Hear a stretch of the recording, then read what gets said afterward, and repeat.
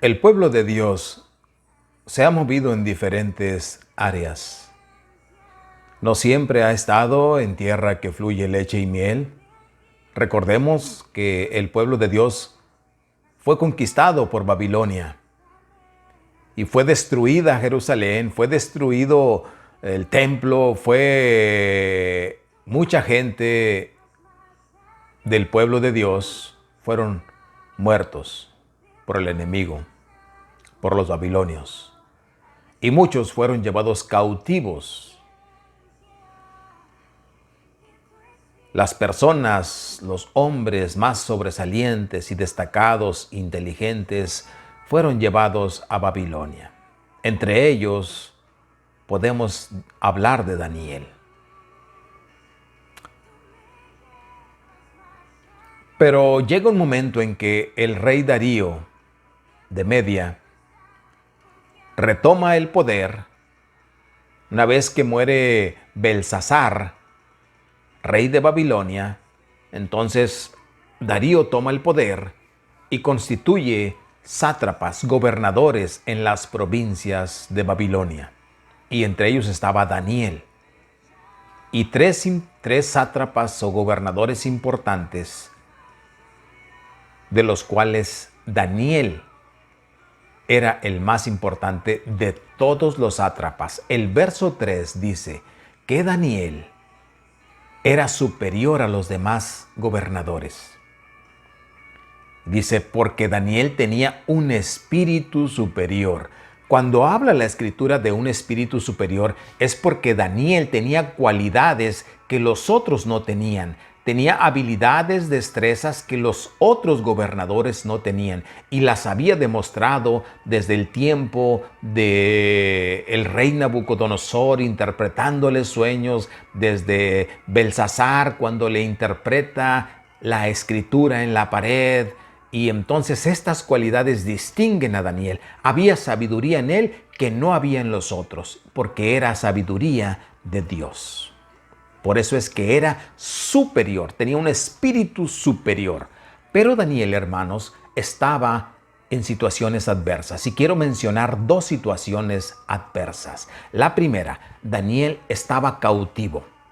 Note esto, estaba cautivo, no era un hombre libre. Estaba hecho prisionero en una tierra extranjera.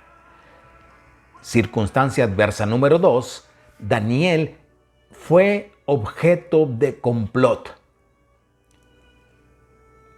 Los compañeros de él, los otros gobernadores, los otros sátrapas, complotearon, conspiraron contra Daniel para destruirlo. Engañaron al rey Darío, emitió un edicto para que ningún hombre durante el término de 30 días pudiera pedir a algún otro hombre o a Dios algo. No hallaban ocasión estos hombres para acusar a Daniel. Y quiero resaltar, hermanos, que así como Daniel, nosotros quizás nos encontremos en situaciones difíciles también, adversas, donde no estamos donde quisiéramos estar. Y me refiero, hermanos, que en esta situación adversa nos gustaría estar en el templo reunidos, adorando a Dios, pero no podemos estar. Por la situación sanitaria, no lo hemos estado haciendo como quisiéramos. Es una situación difícil. Daniel, estando en esta situación adversa, siendo cautivo y siendo objeto de complot, mantuvo dos cualidades. Se las menciono. Primer cualidad que mantuvo Daniel es que Daniel fue fiel. Daniel mantuvo fidelidad. El verso 4 de Daniel capítulo 6 nos dice que Daniel mantuvo fidelidad. a Dios. Cualidad número 2, Daniel mantuvo integridad a Dios. Cuando estos hombres sátrapas buscaban encontrar alguna falta, dice el verso 4 también, que no encontraron falta alguna en él, ni encontraron ningún vicio en él. No había de qué acusarle. ¿Sabe por qué? Porque Daniel mantenía la integridad. Y con estas dos cualidades, hermanos, Daniel continuaba adorando a Dios, haciéndolo de esta manera, hermanos. Dice la palabra de Dios en el verso 10 que Daniel oraba 3 veces al día. Y aparte de que oraba, también le pedía, le agradecía a Dios. Era una persona agradecida. Agradecía a Dios, daba gracias a Dios. Aún en la situación adversa, note, hermano, que aún cuando no estaba en Jerusalén, no estaba en el templo, Daniel oraba 3 veces al día y le daba gracias a Dios, aún allá en tierra extranjera y siendo cautivo.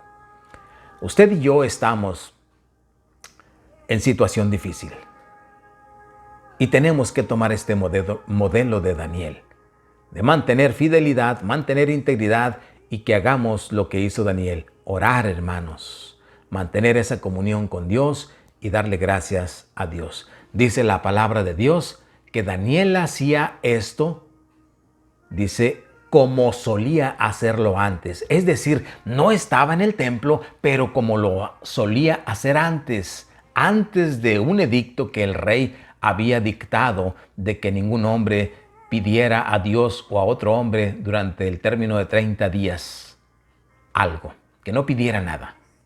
Aún antes de eso, Daniel oraba y daba gracias a Dios. Y después de esto, por eso dice que lo hacía como solía hacerlo antes del edicto y antes de ser cautivo, es decir, cuando estaba en Jerusalén.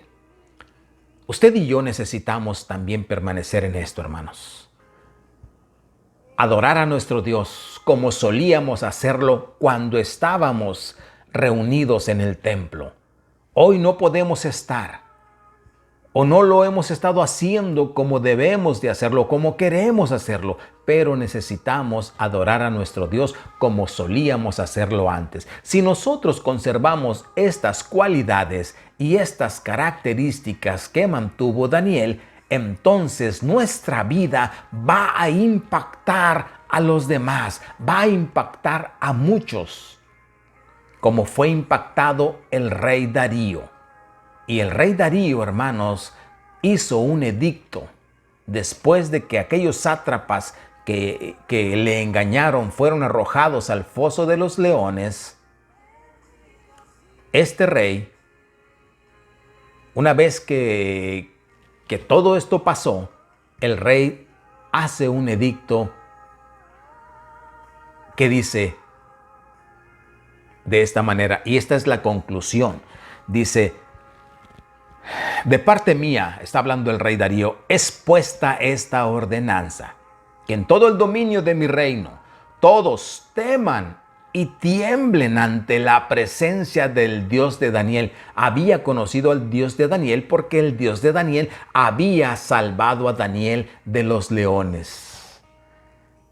Dice, porque Él es el Dios viviente y permanece por todos los siglos.